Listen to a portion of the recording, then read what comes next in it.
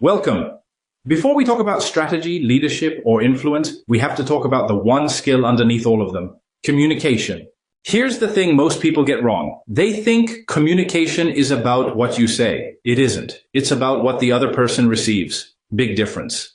Over the next 10 minutes, we're going to lay the foundation, the skills that quietly shape how people see you and how they hear you. Let's begin. His is week 1 of our Communication Excellence program. Think of today as the groundwork. Everything we build later, presentations, difficult conversations, persuasion, executive presence, all of it rests on what we cover right now. My goal for you today is simple.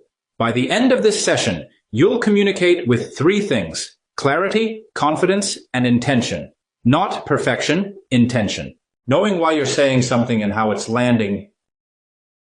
So here's our map for today. 3 things. First, we'll understand the basics. What communication actually means beyond the words coming out of your mouth. Second, you'll identify your personal gaps. This part takes honesty. We all have blind spots in how we come across. Today, you'll spot one of yours. And third, you'll build presence awareness. Because your posture, your tone, your energy, they're already talking. Often before you've said a single word. 3 steps. Let's take the first one.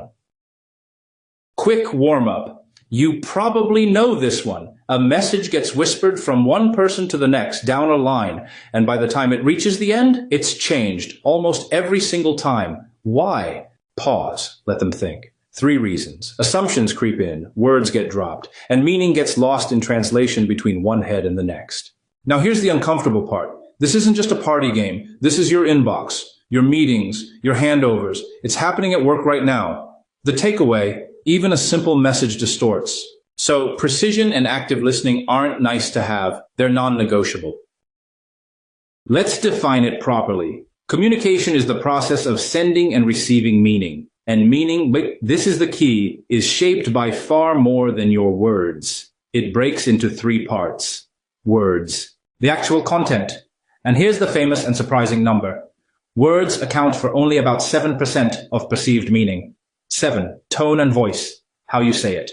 Your pace, your pitch, the warmth in your voice that carries enormous weight, and body language, your posture, your gestures, your eye contact. Honestly, this one often speaks the loudest. So when you communicate, remember, your words are doing a fraction of the work. Everything else is carrying the rest. If meaning is so easy to lose, why does it break down? Good news. The reasons are predictable, which means they're fixable. Assumptions. We fill in the gaps with what we expect to hear, not what was actually said. We finish people's sentences in our heads. Lack of clarity. Vague language leaves room for misinterpretation. If you mean Tuesday, say Tuesday, not soon. And poor listening. Hearing and listening are not the same thing. Hearing is automatic. Listening takes full attention and presence, and most of us are halfway to our reply before the other person has finished. Spot these 3 patterns, and you've already solved most misunderstandings before they start. Now let's talk about something that happens faster than you think. 7 seconds. That's all it takes for someone to form their first impression of you. 7. Before you've made your point. Before you've shown what you can do, the judgment is already forming, and you don't get a second chance at a first impression. So make those opening moments count. 2 simple moves. Stand tall. Good posture signals confidence and openness before you even speak. Speak with purpose. A steady, clear voice conveys authority and calm. No rushing, no trailing off. 7 seconds. Use them well.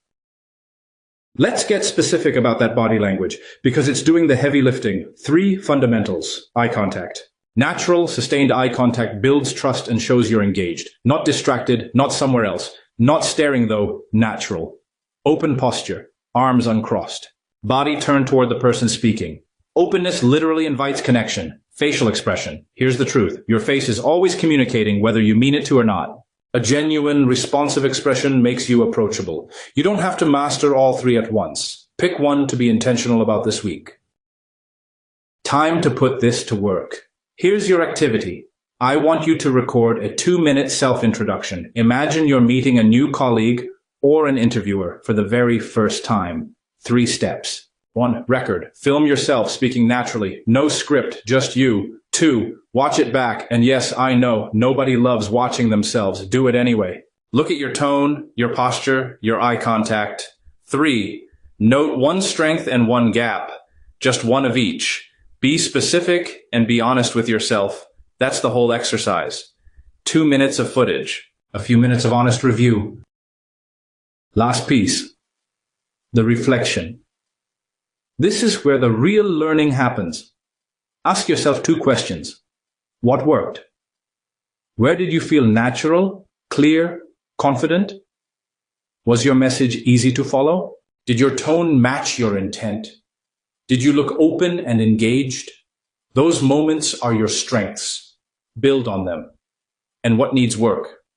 Were there filler words, awkward pauses? Did your body language match your words? Was your energy right for the moment? Pick one habit to improve before next week. 1. Here's the idea to leave with. Self-awareness is the first step. The best communicators aren't the ones who got lucky with talent. They're the ones who stayed students of their own habits. That's your foundation. See you in week 1's practice. Well done.